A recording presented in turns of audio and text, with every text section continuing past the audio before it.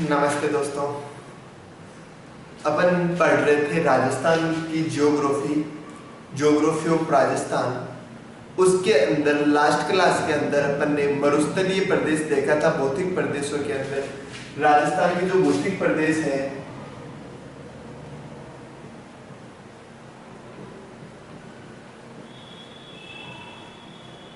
इन भौतिक प्रदेशों के अंदर अपन ने मरुस्थलीय प्रदेश देखा था। आज अपन चलते हैं। देखो, मरुस्थलीय प्रदेश को अपन ने दो भागों में बांटा था। एक तो था शुष्क मरुस्थल, दूसरा था अर्ध शुष्क मरुस्थल। शुष्क मरुस्थल और अर्ध शुष्क मरुस्थल। शुष्क मरुस्थल को पुनः दो भागों में बांटा गया था और वो दो भाग कौन से थे अपने पास में? एक तो था बालू का स्तूप युक्त मरुस्थल, बालू का स्तूप युक्त मरुस्थल, और दूसरा कौन सा था? बालू का स्तूप मुक्त मरुस्थल।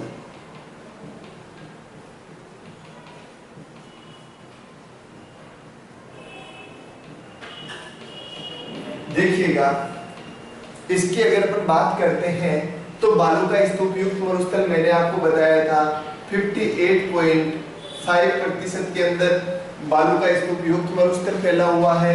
दूसरा अपने पास में 41.5% क्षेत्रफल में क्या फैला हुआ है? बालू का स्तूप मुक्त मरुस्थल फैला हुआ है।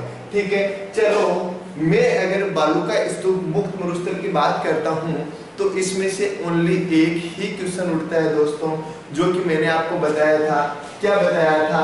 देखो, जो बालू का स्तूप मुक्त मरुस्थल है, मतलब मुक्त का मतलब बालू का स्तूपों से मुक्त, मतलब इसके अंदर कोई भी बालू का स्तूप नहीं बनते हैं।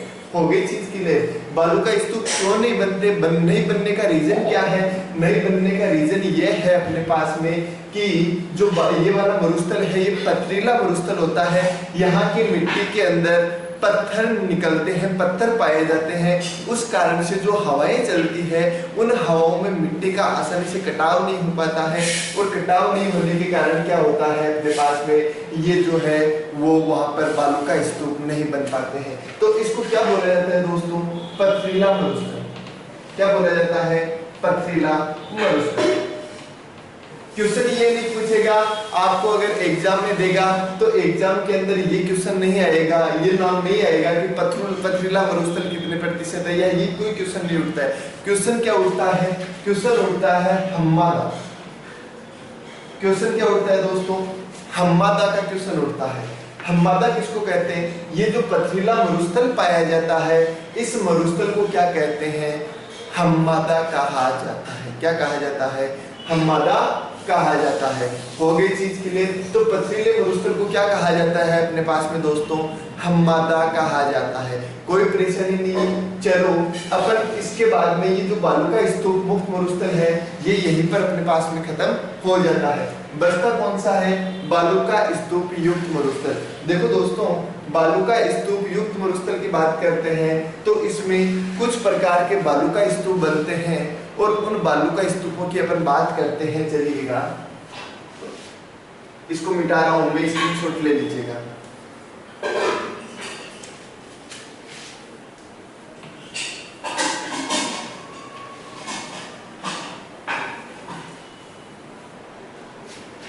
चलिए दोस्तों, अपन बालू का स्तूपों की बात करते हैं। देखो, मैं सबसे पहला बालू का स्तूप ले रहा हूं अपने पास में, और सबसे पहला बालू का स्तूप कौन सा आता है अपने पास में? अर्धचंद्राकार बालू का स्तूप। कौन सा आता है? अर्धचंद्राकार बालू का स्तूप। अर्धचंद्राकार बालू का स्तूप। दोस्तों, अर्धचंद्राकार बालू का स्तूप को यदि अपन देखते हैं तो देखो, सबसे पहली बात, अर्धचंद्राकार बालू का स्तूप को बरखान भी बोला जाता है। क्या बोला जाता है? बरखान भी बोला जाता है। क्लियर हो गया?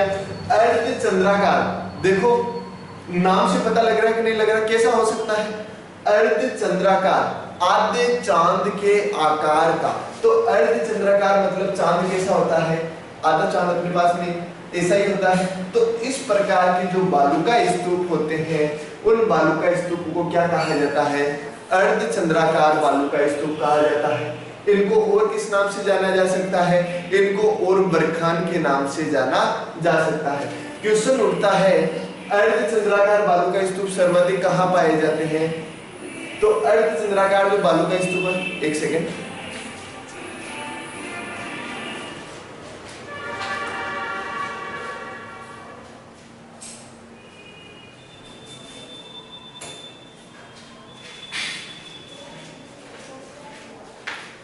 देखिएगा अर्धचंद्राकार बालू का स्तूपों की अगर अपन बात करते हैं तो ये सर्वाधिक कहां पर पाए जाते हैं?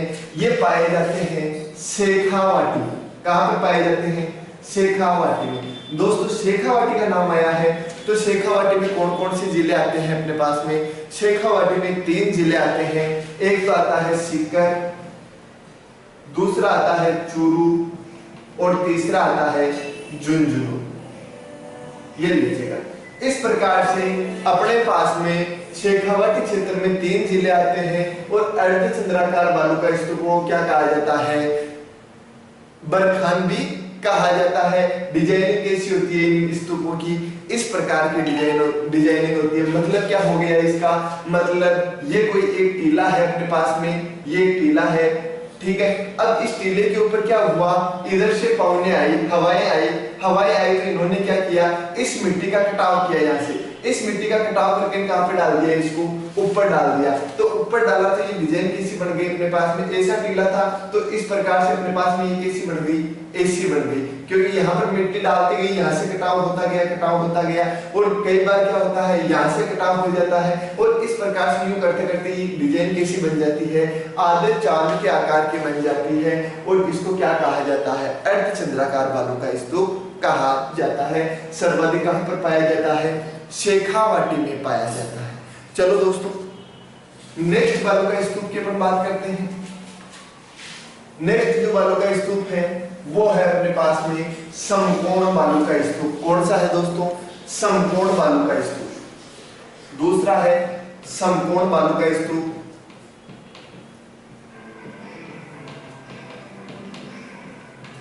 देखो समकोण बालू का स्तूप की अगर अपन बात करते हैं किसको कहा जाता है? आपने मरुस्थलीय क्षेत्रों के अंदर देखा होगा इस प्रकार की डिजाइनिंग पाई जाती है मिट्टी के अंदर, ठीक है। अब क्या होता है जब पवन की दिशाएं घूम जाती है, हवा की दिशाएं घूम जाती है तो क्या होता है? इसको अपन इस तरीके से काट देते हैं। पवन की दिशा घूमी तो इस प्रकार की डिजाइन बन जाएगी। अब देखिएगा ये जो है यहाँ पर क्या बन रहे हैं? अपने पास में समकोण बालू का स्तूप बन रहे हैं। समकोण बन रहे, इस कारण से इनको क्या बोला जाता है? ऐसे याद रखना है अपन को, ठीक है। तो इसलिए इनको क्या बोला जाता है दोस्तों? समकोण बालू का स्तूप बोला जाता है। क्या बोला जाता है? समकोण बालू का स्तूप बोला जाता है। समकोण बालू का स्तूप सर्वाधिक कहां पर देखने को मिलते हैं? समकोण बालू का स्तूप सर्वाधिक जोधपुर में देखने को मिलते हैं। कहां पर देखने को मिलते हैं? जोधपुर के अंदर देखने को मिलते हैं। हो गई चीज के लिए तो देखिएगा समकोण बालू का स्तूप सर्वाधिक कहां पर देखने को मिलते हैं? जोधपुर में देखने को मिलते हैं, ठीक है। चलो आगे हम देखते हैं। 1 सेकंड।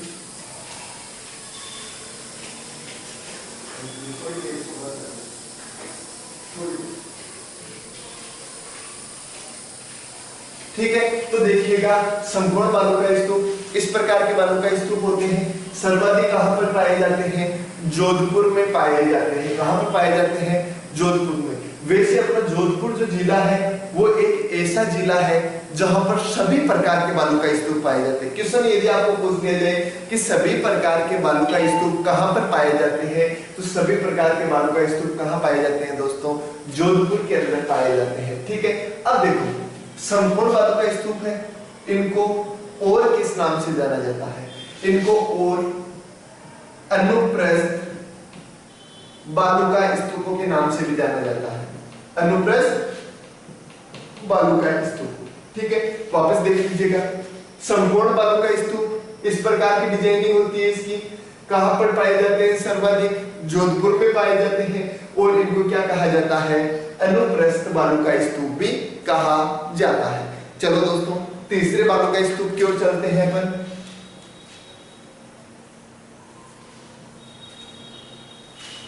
तीसरा बालू का स्तूप कौन सा है अपने पास में? तारानुमा बालू का स्तूप। तारानुमा बालू का स्तूप कैसा होता है भाई दिखने में? नाम से पता चल रहा है तारानुमा, ठीक है। तारानुमा बालू का स्तूप की अगर अपन बात करते हैं तो ये कैसा दिखता है अपने पास में? इस प्रकार का दिखता है। किस प्रकार का दिखता है? इस प्रकार का। ये ऐसा कैसे बना भाई? कैसे बन सकता है ऐसा? देखो क्या होता है, टीला होता है, टीला है अपने पास में, तो देखो उस टीले की अगर अपन बात करते हैं,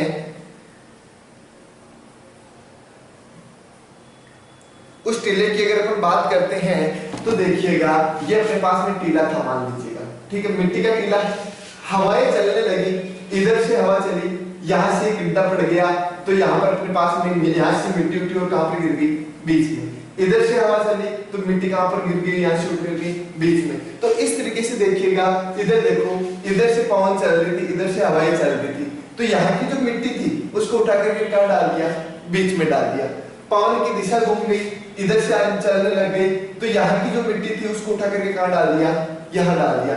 इस प्रकार से क्या है, ये पवन की दिशा घूमती गई, घूमते घूमते घूमते घूमते ये मिट्टी जो है इसका कटाव करके कहाँ पे डालते गए? बीच में डालते गए। और बीच में डालने के कारण इसकी डिजाइन कैसी बन गई? तारे की जैसी बन गई, और इसीलिए इसको क्या कहा जाता है? तारानुमा बालू का स्तूप, ठीक है। तारानुमा बालू का स्तूप की अगर अपन बात करते हैं तो तारानुमा बालू का स्तूप कहाँ पर देखने को मिलता है दोस्तों? तारानुमा बालू का स्तूप जैसलमेर में देखने को मिलता है। कहाँ पर देखने को मिलता है? जैसलमेर के अंदर देखने को मिलता है। होगी चीज क्लियर? कोई परेशानी नहीं। चलो चौथे बालू का स्तूप की ओर चलते हैं।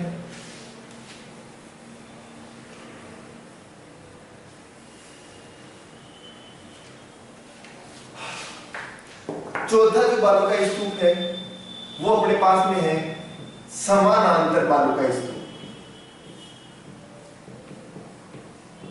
समानांतर बालू का स्तूप। चलो दोस्तों समानांतर बालू का स्तूप के बारे में अपन बात कर लेते हैं। समानांतर, समान प्लस अंतर। समान प्लस अंतर का मतलब इस प्रकार के जो बालू का स्तूप पाए जाते हैं अपने पास में, इनके बीच में देखिएगा अंतर क्या होता है? लगभग समान होता है। ये सीधे सीधे इस प्रकार की डिजाइन अपने पास में मिट्टी में पाई जाती है। अब याद रखना कि इनके अंदर बीच का जो ये गैप है, अंतर है, ये लगभग क्या है? समान पाया जाता है, इसलिए इनको क्या कहा जाता है? समानांतर बालू का स्तूप। भाई इनको और किस नाम से जाना जा सकता है? इनको अनुदैर्ध्य बालू का स्तूपों के नाम से भी जाना जाता है। किस नाम से जाना जाता है? अनुदैर्ध्य बालू का स्तूपों के नाम से भी जाना जाता है। अनुदैर्ध्य बालू का स्तूपों के नाम से जाना जाता है तो सर्वाधिक कहां पर देखने को मिलता है? यह सर्वाधिक जैसलमेर में पाया जाता है। कहां पर पाया जाता है दोस्तों? जैसलमेर के अंदर पाया जाता है, ठीक है। ये था अपना छोटा सा एक समानांतर बालू का स्तूप। चलो पांचवा बालू का स्तूप बहुत ही इंपोर्टेंट बालू का स्तूप है दोस्तों, ध्यान रखना। बताता हूं कौन सा है। वो अपने पास में है पैराबोलिक बालू का स्तूप। कौन सा है दोस्तों? पांचवा पैराबोलिक बालू का स्तूप।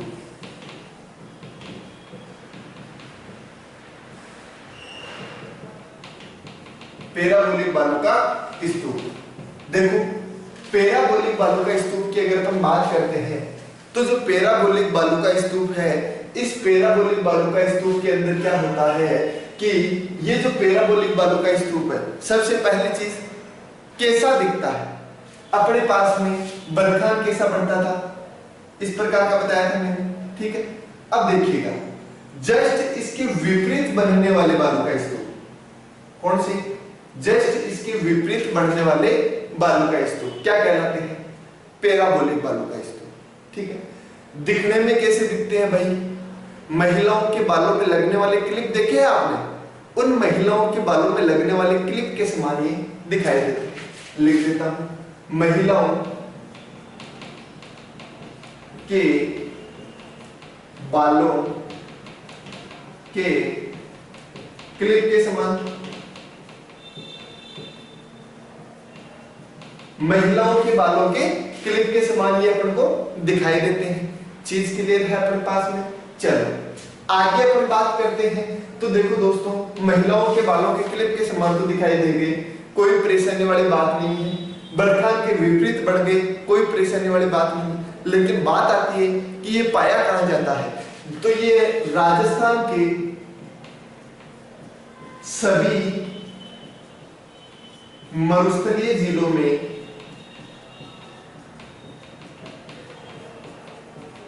पाया जाता है।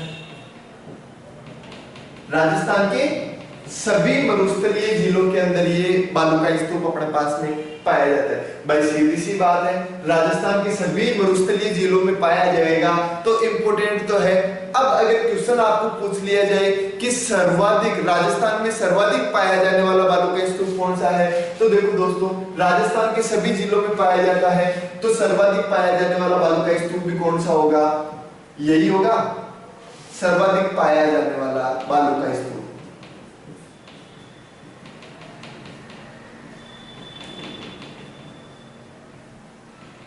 हो गई चीज के लिए। तो देखो वापस, पैराबोलिक बालों का स्तूप महिलाओं के बालों की क्लिप के समान दिखाई देता है, राजस्थान के सभी मरुस्थलीय जिलों में पाया जाता है। और अगला, सर्वाधिक पाया जाने वाला बालू का स्तूप, मतलब राजस्थान में ये बालू का स्तूप सर्वाधिक पाया जाता है।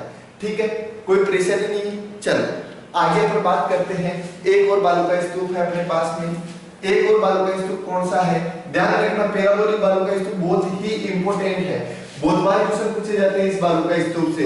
एक तो अपने पास में बालू का स्तूप में बरखान इंपोर्टेंट है और एक पैराबोलिक बालू का स्तूप इंपोर्टेंट है। ठीक है, तो देखिएगा अगला लास्ट अपने पास में बात करते हैं अपन, तो एक होता है सीप।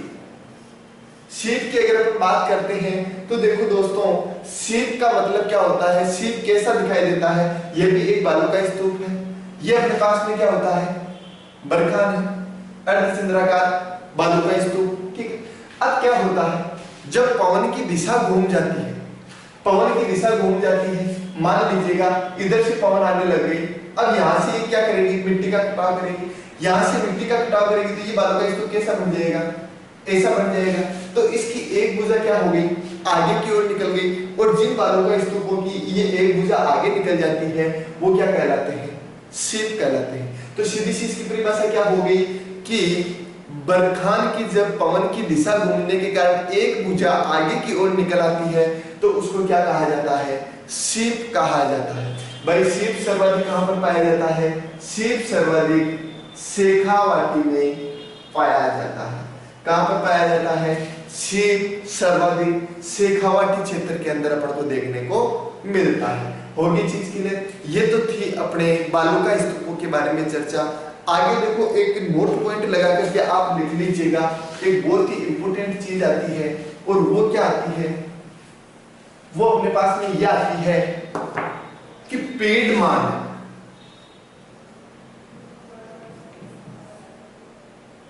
पेड़मान किसे कहते हैं भाई, पेड़मान, पेड़मान होता है प्रतापगढ़ जिले का नाम सुना है आपने, नवगठित जिला राजस्थान का प्रतापगढ़। उस प्रतापगढ़ के अंदर जो छोटी और अप्रदीप्त,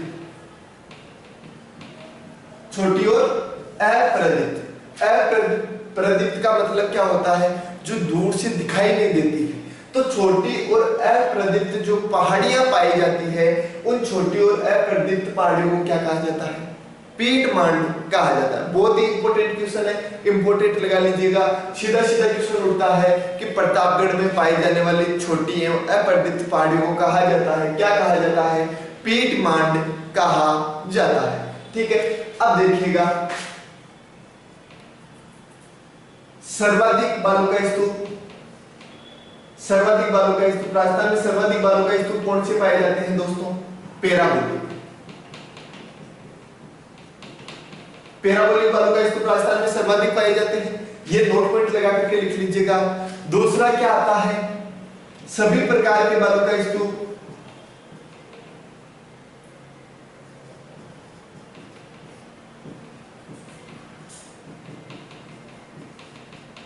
सभी प्रकार के बालू का स्तूप कौन से जिले में पाए जाते हैं दोस्तों, जोधपुर में पाए जाते हैं। सभी प्रकार के बालू का स्तूप कहां पाए जाते हैं, जोधपुर में। और एक बहुत ही इंपॉर्टेंट क्वेश्चन उठता है, सर्वाधिक तेज गति से बनने वाला बालू का स्तूप, सर्वाधिक तेज गति से बनने वाला बालू का स्तूप, सर्वाधिक तेज गति से बनने वाला बालू का स्तूप कौन सा है दोस्तों? बरखा। कौन सा है? बरखा। अब यदि आपको पूछ लिया जाए कि मरुस्थलीकरण में सर्वाधिक योगदान देने वाला बालू का स्तूप, तो मरुस्थलीकरण में सर्वाधिक योगदान देने वाला बालू का स्तूप कौन सा है? बरखान है। कोई चीज के लिए तो बरखान मरुस्थलीकरण में सर्वाधिक योगदान देने का पीछे का मतलब क्या है, कारण क्या है? तो देखिएगा, बरखान सर्वाधिक तेज गति से बनता है और सर्वाधिक तेज गति से बनने के कारण मरुस्थलीकरण मतलब मरुस्थल का फैलना, तो मरुस्थल के फैलने में ये सर्वाधिक योगदान देता है। तो इस प्रकार से दोस्तों अपना शुष्क मरुस्थल आज कंप्लीट होता है। नेक्स्ट क्लास में अपन बात करेंगे अर्धशुष्क मरुस्थल की। अर्धशुष्क मरुस्थल को अध्ययन की दृष्टि से 4 भागों में बांटा गया है, वो सारे के सारे मैं आपको बताऊंगा। धन्यवाद दोस्तों, जुड़े रहिएगा कुचामन क्लासेस बांसवाड़ा से और ज्यादा से ज्यादा इस चैनल को शेयर कीजिएगा, वीडियो को शेयर कीजिएगा और किसी ने अगर सब्सक्राइब नहीं किया है तो प्लीज वो वीडियो को सब्सक्राइब कर देवे या चैनल को सब्सक्राइब कर देवे, ताकि आपको मेरा हर एक वीडियो सबसे पहले मिल सके और आप सभी कंपटीशन एग्जाम्स के लिए अच्छे से तैयारी कर सको। धन्यवाद दोस्तों, जुड़े रहिएगा कुचामन क्लासेस बांसवाड़ा।